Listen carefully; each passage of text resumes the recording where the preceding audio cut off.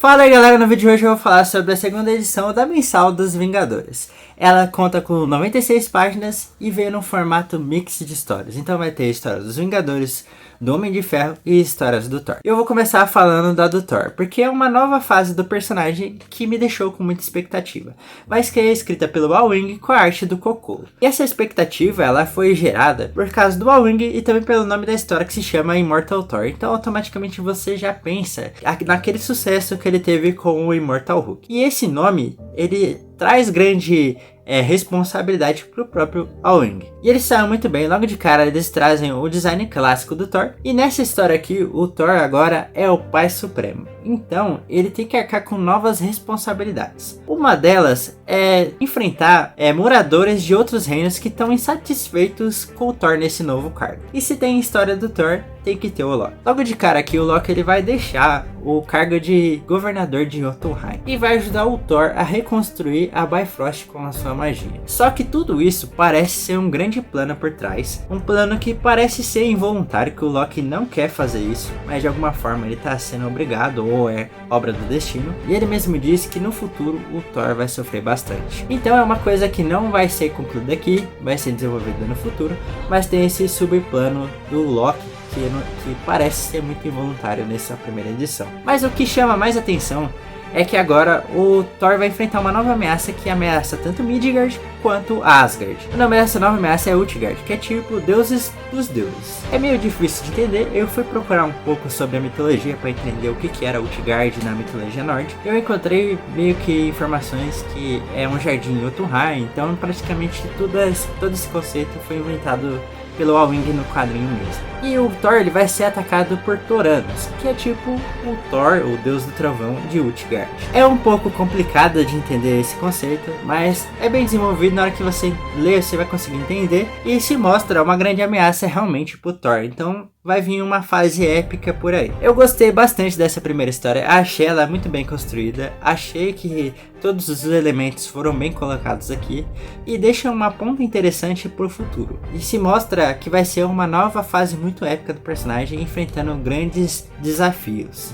A arte tá muito boa, gostei muito dela, achei ela muito bonita e ela funciona muito bem com o Thor. Agora falando da história dos Vingadores, ela vai ser escrita pelo Jed MacKay com a arte do Vila. No primeiro vídeo eu comentei que eu achei essas histórias dos Vingadores, a primeira edição no caso, eu achei ela um pouco genérica. Mas aqui a história ela flui bem e engrena melhor. E a gente volta àquele ponto que o Kang foi encontrado toda sangrando pela Capitã Marvel e ele vai explicar toda a situação dele. Que ele foi derrotado por um vilão conhecido como Mirrodin e que agora ele precisa da ajuda dos Vingadores para conseguir a tão sonhada vingança dele contra esse Mirrodin. Que eles estavam procurando poder e ele acabou roubando todo o poder que o Kang estava almejando. Só que claramente os Vingadores não vão ajudar ele tão fácil, só que ele vai pegar e vai subornar os Vingadores com dicas do futuro de acidentes que vão acontecer.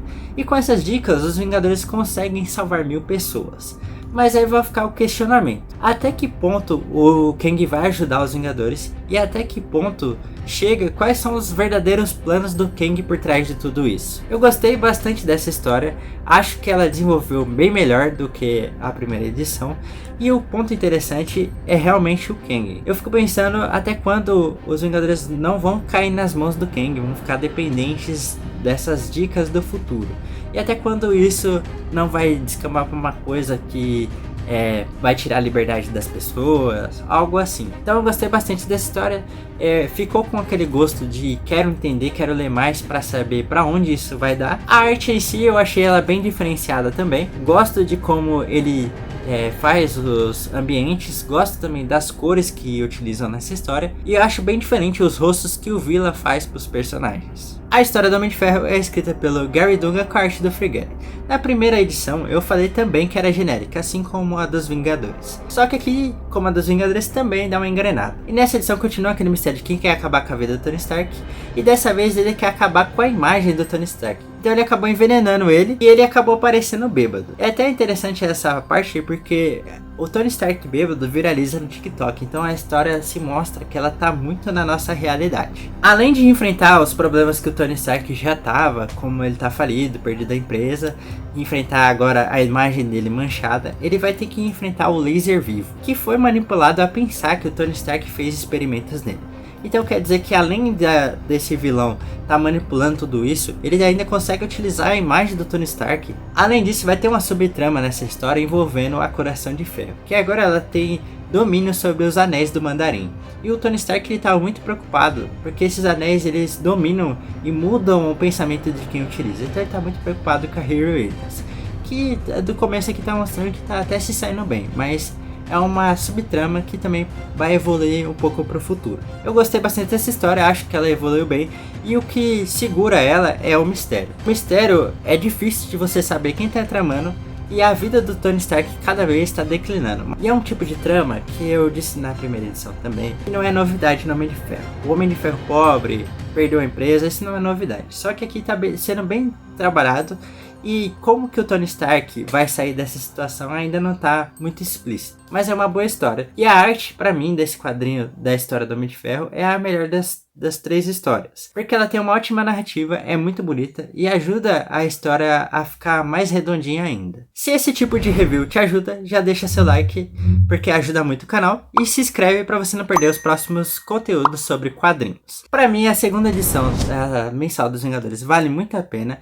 Eu tenho uma opinião um pouco impopular, que esse mix aqui tá muito bom. Não estou dizendo que todos os mix são bons, mas esse aqui particularmente pra mim tá bom. Gostei bastante da história do Thor, gostei da história dos Vingadores e gostei bastante da história do Homem de Ferro. Pra mim, se eu fosse dizer, a história do Thor ainda é a melhor, a história do Homem de Ferro eu achei a segunda, a dos Vingadores eu achei a terceira, mas porque teve poucas páginas sobre ela também, e ela também tem uma margem de evolução legal. Pra mim vale muito a pena, e principalmente se você nunca leu nada dos Vingadores, pode pegar essa fase aqui que você vai gostar. Agora eu quero saber de você, comenta aí se você tá comprando a mensal dos Vingadores. Se você leu, deixa aí suas impressões que eu sempre respondo todos os comentários. E se você gosta da Marvel como eu vou deixar uma playlist completa com todas as reviews que eu já fiz da Marvel para você assistir. E valeu por ter assistido.